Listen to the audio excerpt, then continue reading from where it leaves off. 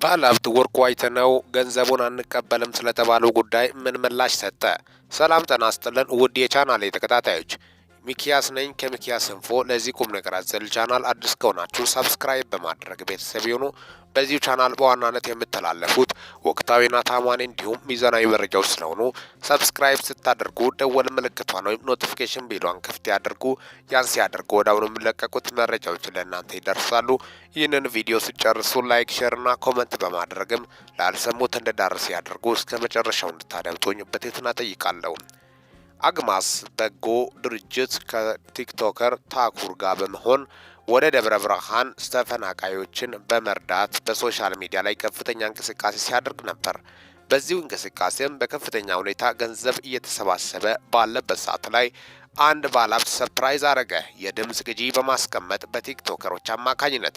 ታዲያ ይህ ባለሀብት ወርቁ አይተነው ነው። ወርቁ አይተነው ከስደት ምድር ሆኖ ነበር ይህን ቃል የገባው። 15 ሚሊዮን ብር ለዚሁ አላማ በተለይ በዋናነት ለበጎ ስራ ወርቁ አይተነው ፋውንዴሽን 200 ሚሊዮን ብር ይዞ እየተንቀሳቀሰ ስለሆነ ለዚሁ በጀት መደበው 15 ሚሊዮን ብር ለዚህኛው ተፈናቃዮች ካምፕ ሰጥቷል።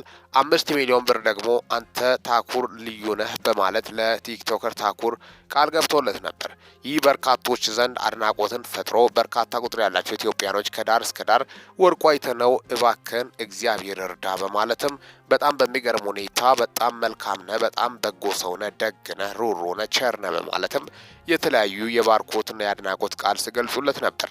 24 ሰዓት ባልሞላ ጊዜ ውስጥ ሚዲያን ያጥለቀለቀው የወርቁ አይተነውና የታኩር ነገር ነበር። ታዲያስ በዚህ ጉዳይ ላይ በአስቸኳይ የዚህ ድርጅት ዋና በጣም በሚገርም ሁኔታ ባልተጠበቀ ጊዜና ሰዓት በሰዓቱ አድናቆት ሲሰጡ የነበሩት አጠቃላይ ድርጅቱ በጣም ደስ ብሎት ነበር። ኋላ ግን ድርጅቱ እጅግ አሳዛኝ መግለጫ አወጣ። ከማንኛውም ፖለቲከኛ አቋም ካላቸው ሰው ገንዘብ የማንቀበል መሆኑን ከአሁኑኑ እናሳውቃለን በማለት ነበር ድርጅቱ መግለጫ ያወጣው። ይህ መግለጫ አወጣጡ በኢትዮጵያውያን ዘንድ ከፍተኛ ድንጋጤን ፈጥሯል። ይህ ብቻ አይደለም። ወደ ትግራይ ለእርዳታ ሄዱትም ለምን እርዳታ ትረዱታላችሁ? ህዝቡን ትረዳላችሁ? ህወሓት የራሱን ፖለቲካ ገጽታ ለመገንባት የሚሰራው ሴራ ነው በማለትም እርዳታው እንዲቆም ተደርጓል። በተለይ ማህበራዊ ሚዲያ ላይ እርዳታ ማሰባሰብ ከዚህ በኋላ እንደማይቻል መንግስት አግዶታል። እጅግ አሳዛኝና አስደንጋጭ በተለይ በማህበረሰቡ ዘንድ ላይ ክፍተት እንደፈጠረ ጀምረም ነው። የ100 ብር ቻለንጅ የተጀመረው በርካታ የተራቡ ወገኖቻችንን በርካቶች የመድረስ ሁኔታ ነበር። ታዲያ ይህ ጉዳይ እጅግ በርካታ ኢትዮጵያኖችን ያስደነገጠና ልብ የሰበረ ክስተት እንደሆነ ጭምርም ነው። ምክንያቱም ፖለቲከኞቹ በፖለቲካ ምክንያት ይጣሉ ይሆናል። ስለ ያለው ማህበረሰብ እየተሰቃየ ነው። እንዳው እንደ ካሳ የትኛው ገንዘብ ነው የፖለቲከኛ ገንዘብ? አብዛኛው ሰው ኃጢአት የለውም ወይ? በጣም በሚያሳዝን ሁኔታ እንዴት ነው ኩነኔ በዚህ ደረጃ በማለትም ነው። ይህ መግለጫ እንግዲህ ቀጥታ ወርቁ አይተነውን ባይገልጸውም ወርቁ አይተነውን እንደሆነም ነው። ወርቁ አይተነው ፋኖን ደግፈዋል በሚል ከመንግስትና በፋኖ መካከል ባለው ልዩነትና ፖለቲካ ነቆራ የተነሳ መንግስትና ፋኖ በከፍተኛ ልዩነት ላይ ነበሩ። ታዲያ ከዛም የተነሳ ነበር ወርቁ አይተነውም ወደ ባህር ማዶ ስደት ምድር ላይ ያለው ወደ አገሩ ተመልሶም ስራ እንዳልሰራ ነገር በጣም ከብዶብኛል በማለትም ከዚህ በፊት ሁኔታዎችን ሲያስረዳ ነበር። ወርቁ አይተነውና በመንግስት መካከል የሆነው ይህ ነበር። ታዲያ ወርቁ አይተነው ፋኖ ደጋፊ ነው በሚል ነበር። በገንዘብም በምንም ፋኖን እየደገፈ ነው በሚል በርካታ መንግስት አባላቶች ከዚህ በፊት ከፍተኛ ትችትና ተቃውሞ ሲያሰሙበት ነበር።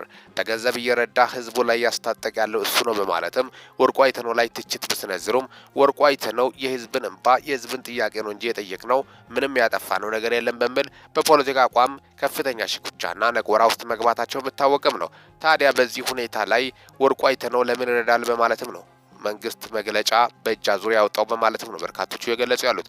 ታዲያ ይህን በማስመልከት በርካቶቹ ደግሞ ሀሳባቸውን የገለጹ ያሉት ተፈናቃዮቹ የተፈናቀሉት በፖለቲከኞች ምክንያት ነው። አሁን ደግሞ ከፖለቲከኞች አንቀበልም ማለት ምን ማለት ነው? ድርጅቱ ውስጥ ታዲያ ይህን ነገር ለምን አቅም ቢኖረው መጀመሪያ ወደ ህዝብ ፊት መጣ? ህዝቡ እየተራበና እያለቀ ባለበት ሰዓት ፖለቲከኛ ነህ አይደለም ማለት አያስፈልግም።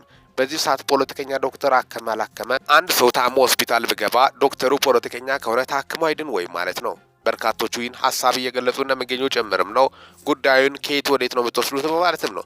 በአስቸኳይ ይህንን መግለጫ የሰጠው ባለሀብት ወርቁ አይተነው ደግሞ እርዳታውን ድጋፍ በእጅ አዙርም ቢሆን ማስገባት አይቀርም ለምን ይደክማሉ በማለትም ነው ሀሳቡን ያገለጸው። በዚህ ጉዳይ እንግዲህ በዋናነት በአጠቃላይ በኢትዮጵያ ላይ እየሆነ ያለው እጅግ አሳዛኝ የእርስ በርስ ያለመግባባትና ንግግሮች ራሱ በዚህ ደረጃ ነገሮችን በህዝብ ዘንድም ሀዘንን ፈጥሯል። በተለይ አንቀበልም የሚል መግለጫ ምን አመጣው? ፖለቲከኛ ሰጠ ማንም ሰጠ የተፈለገው ገንዘብ ድጋፍ ማሰባሰቢያ እንጂ ምንም እንዳልሆነም በርካቶቹ የገለጹ ናቸው። የገጽታ ግንባታ ሳይሆን ከልብ አዝኖ ለምሰጠው ሰው ለምን እንደዚህ ይደረጋል በማለትም ነው በርካቶቹ ሀሳባቸውን በሚዲያ ላይ እያጋሩ ያሉት። በዚህ ዙሪያ በወርቁ አይተነውና አጠቃላይ በመንግስት መካከል ያለው ልዩነት ከዚህ በፊት በመስፋቱ አጠቃላይ ነቆራና ሽኩቻ መፈጠሩ ነው። ፋኖና የመንግስት ጸጥታ ኃይሎች መካከል የነበረው ውጊያም በከፍተኛ ሁኔታ ነበር ውጊያ ሲያካሂዱ የከረሙት። ታዲያ የዚህ የፖለቲካ ልዩነት ነው። ትላንትና በሰሜኑ ጦርነት በአንድነትና በህብረት የቆሙት በማግስቱ ደግሞ ልዩነት ፈጥረው ፖለቲካ ቁማር ነው። ስር ያለው ማህበረሰብ ደግሞ ይሰቃያል፣ ይቸገራል። በአሁኑ ሰዓት ታዲያ አግማስ የበጎ ድርጅት ታዲያ ለምንድን ነው ወደ ህዝብ የመጣው? ራሱ ይህንን ስለ ተፈናቃዮች ኬር ጉዳይ የሚሰጠው ከሆነ ለምን እስከዛሬ ሲሰቃዩ ዝምታን መረጠ? በሽታ ራሱ ከመጣ ከባድ ነው። ወረርሽኝ በሽታ አያምጣውና በዚሁ ካምፕ ውስጥ የሚገኙት በከፍተኛ ሁኔታ የመጠቃትና የመሞት እድላቸው ሰፊ ነው። ስለዛ እንኳን በደንብ ማሰብ ያስፈልጋል በማለትም ነው በርካቶቹ ሀሳባቸውን የገለጹ ያሉት። ህዝብ እየተሰቃየ በህዝብ ስቃይ ላይ ነገሮችን ማብዛት ጥሩ አይደለም፣ ይህ ግፍ ነው በማለት በርካታ ቁጥር ያላቸው ኢትዮጵያኖች እየገለጹ ይገኛሉ። በዚህ ዙሪያ እንግዲህ ወርቁ አይተነው በከፍተኛ ፍጥነት ነበረ መግለጫን የሰጠው። በዚህ ዙሪያ በሌላ ሰው አማካኝነት ገንዘቡን አስገባለው ድጋፉ ይቀጥላል በማለትም ሀሳቡን በመግለጹ በርካቶችም ደስታቸውን እየገለጹ ትክክለኛ ነገር ነው፣ ትክክለኛ አካሄድ ነው በማለትም ነው ሀሳባቸውን እየገለጹ ያሉት። ለፖለቲካ ፉክክር ሲባል ገንዘብ አልቀበልም ማለት ምን ማለት ነው በማለትም ነው። ድርጅቱስ እንደዚህ ማለት አልነበረበትም። ከሱ ይጠበቃል ወይ? ነገ ህዝብ ነው የሚቀጥለው። ሁሉ ነገር ያልፋል። ታሪካዊ ስህተት ውስጥ መግባት አስፈልግም በማለት በርካቶቹም ሀሳባቸውን እያጋሩ እንደሚገኙ ጭምርም ነው። ስለዚህ ድርጅቱ አልቀበልም ማለቱ በርካቶችን ያሳዘነና ያስደነገጠ ክስተት ሆኗል። እንዴት የበጎ ድርጅት ሆኖ ደግሞም እንደገና በአደባባይ ላይ እርዳታ ሲሰበስብ በጣም የሚያሳዝነው እንዴት ነው? ከዚህ በፊት የመርዳት አቅሙስ የለውም ወይ? ስለዚህ ድርጅት ነኝ ማለት ራሱ አልነበረበትም።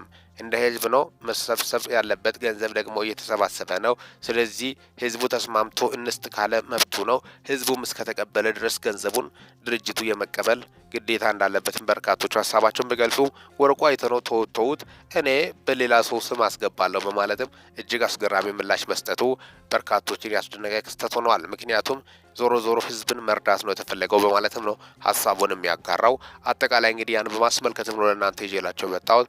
የፖለቲካና የልዩነት የጦርነት ውጤት በርካታ ቁጥር ያላቸው ዜጎችን ለስቃይና ለእንግልት ዳርጓል። በአሁኑ ሰዓትም ካምፕ ውስጥ ናቸው።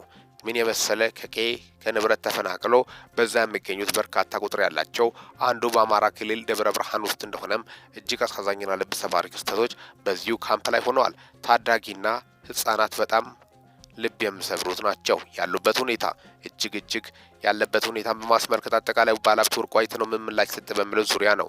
ሚኪ ነኝ ከሚኪያስ ኢንፎ። ይህንን ቻናል ሰብስክራይብ በማድረግ ወቅታዊና ታማኒ መረጃ አግኙ። በወቅታዊና አጫጭር መረጃ እስከምንገናኝ ድረስ በያላችሁበት ዓለም ክፍል ሰላም ያቆያችሁ።